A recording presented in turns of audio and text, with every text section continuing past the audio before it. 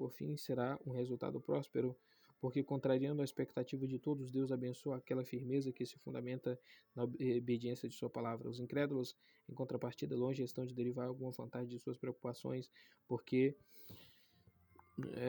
por mais timoratos sejam eles, muito mais numerosos são as redes nas quais se enlaçam.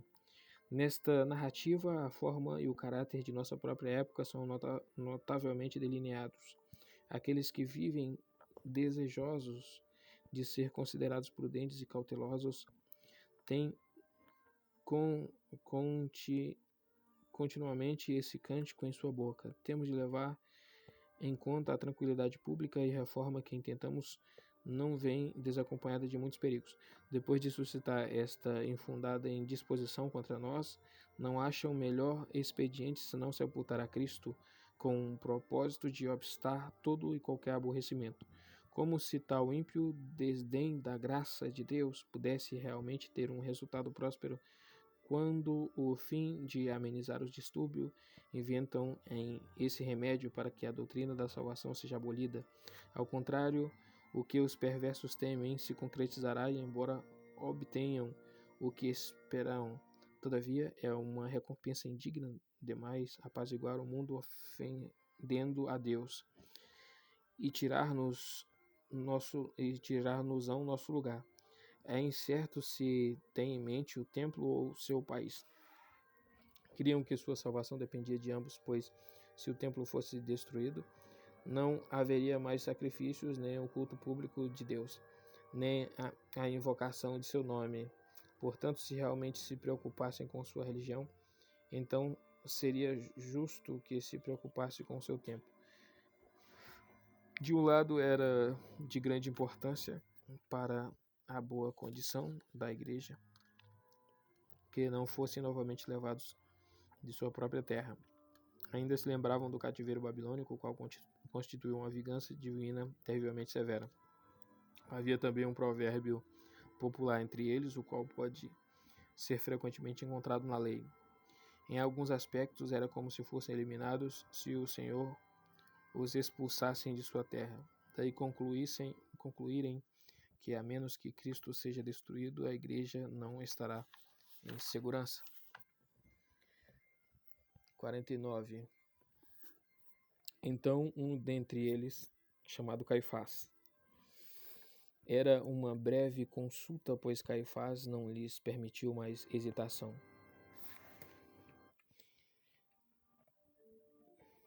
Ele ressalta que só há uma maneira de adquirir a segurança, a saber, matando um homem inocente.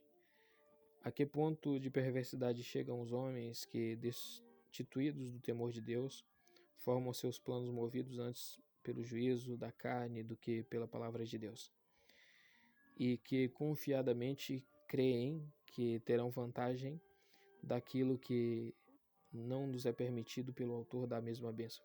Pois o que Caifás pretendia pode ser assim expresso, provocariam a ira de Deus a fim de alcançar a felicidade e prosperidade.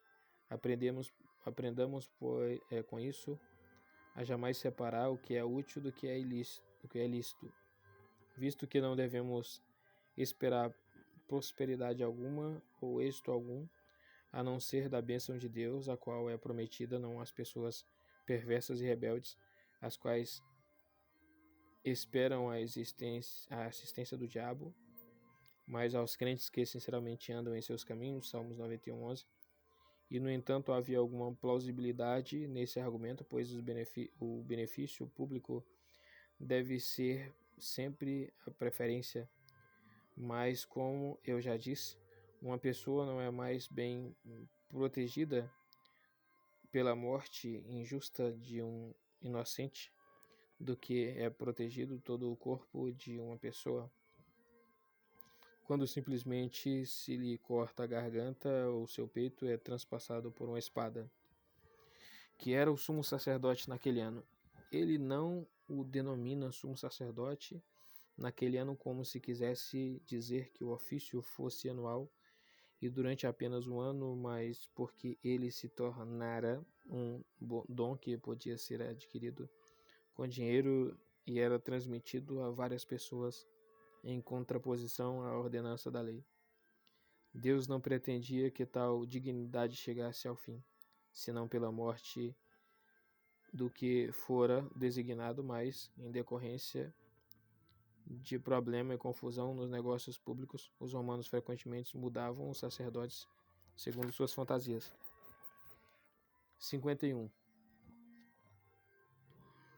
Ora, ele falou isso não por si mesmo, ao dizer o evangelista que Caifás como alguém que se tornara demente ou perdera suas faculdades. Pronunciou o que não entendia, pois ele expressou sua própria opinião.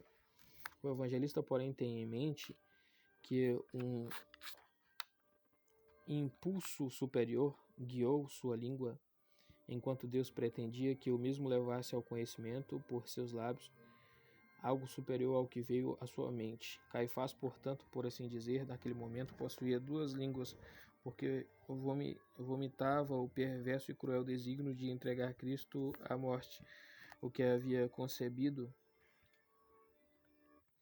em sua mente.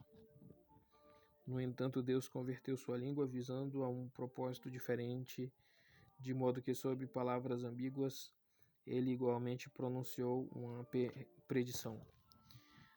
Deus pretendia que o oráculo celestial procedesse da cátedra do sumo sacerdote, para que os judeus tivessem menos justificativa, porque ainda que nenhuma pessoa em toda aquela assembleia tivesse despertado a sua consciência, todavia depois perceberam que a sua insensibilidade não tinha direito ao perdão.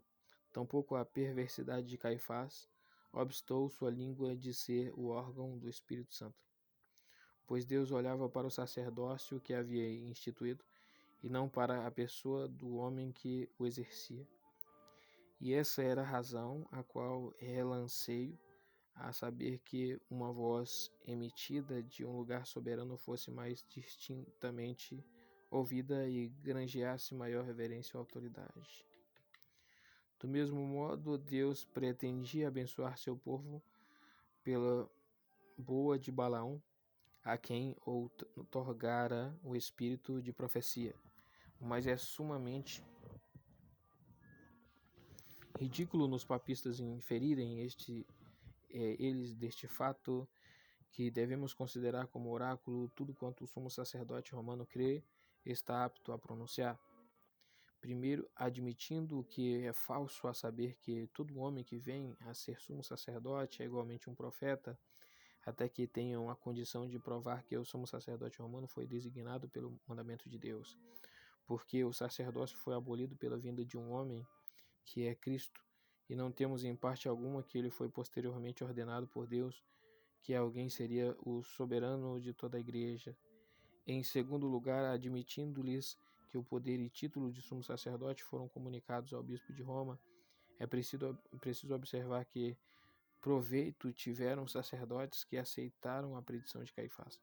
A fim de concorrerem à sua opinião, conspiraram a entregar Cristo à morte. Mas longe de nós ter aquele gênero de obediência que nos leva à horrível apostasia pela negação do Filho de Deus.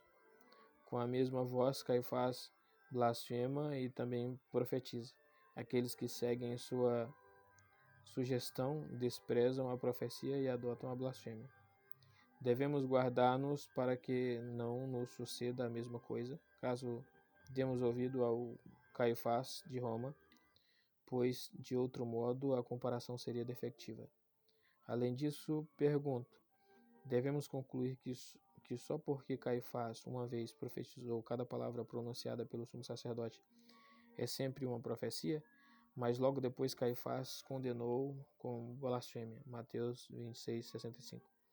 O mais importante artigo da nossa fé, daí concluímos que o evangelista ora relata era uma ocorrência extraordinária, que seria estultícia evocá-la como um exemplo.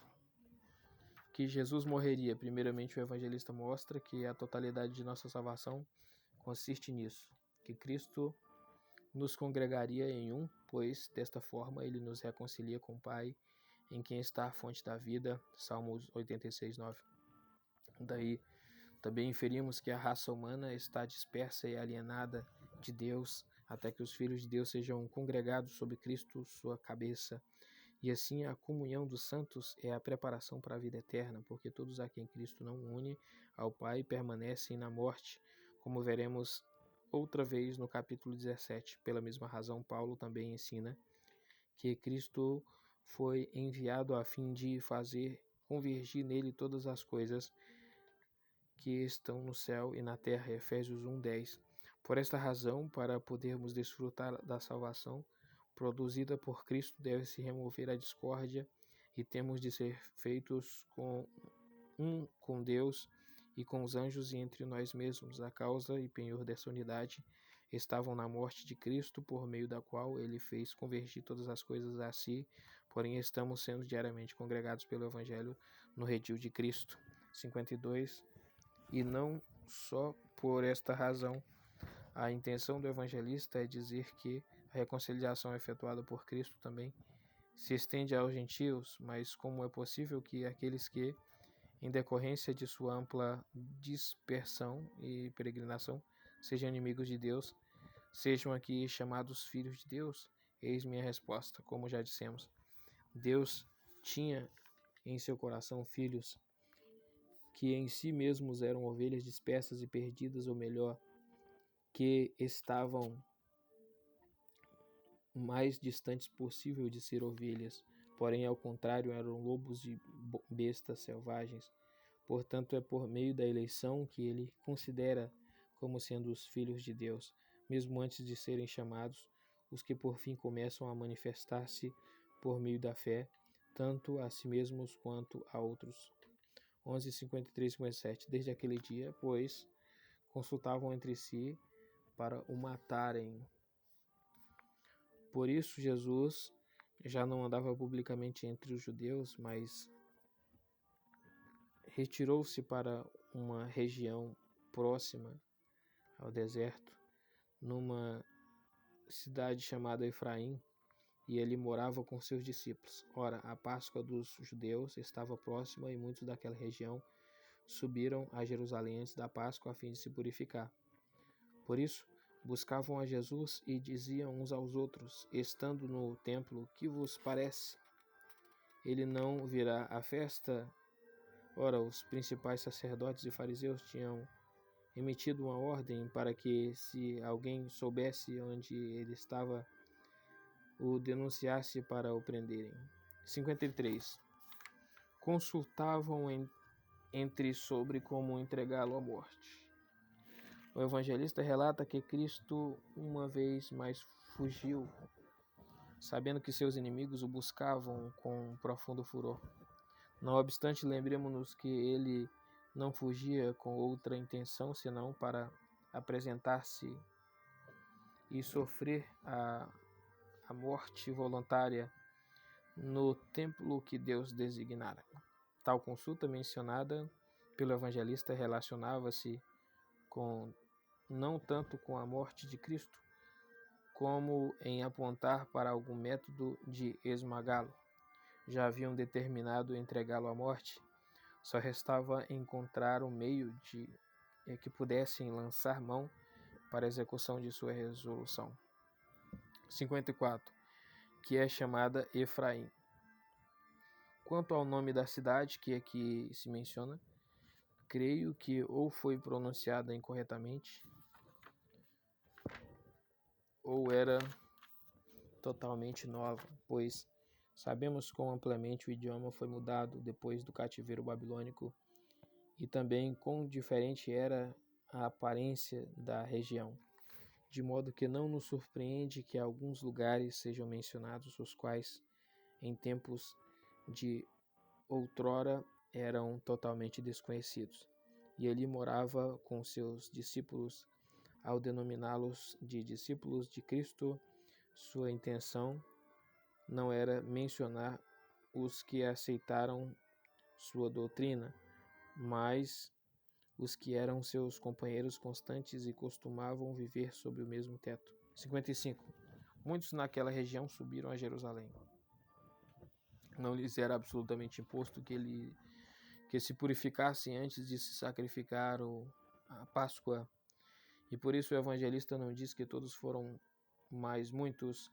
Aliás, nenhuma pessoa impura se permitia comer, porém, digo que essa santificação era empreendida voluntariamente e movida por inclinação pessoal, de modo que os demais não fosse proibido comer, ainda que não estivessem preparados por tais cerimônias antes do dia da festa. 56. Portanto, buscavam a Jesus. O objetivo do evangelista era mostrar quão extensamente a fama de Cristo havia se difundido por toda a Judéia, pois aqueles que se reuniam no templo, de qualquer parte que viessem, buscavam a Cristo com ansiedade e se envolviam em constante conversação entre si a seu respeito. É verdade que o buscavam movidos pela forma humana, porém, ao buscá-lo, descobriam que era a tirania dos sacerdotes que o impedia de comparecer publicamente. E aqui terminou o capítulo 11 do comentário de João.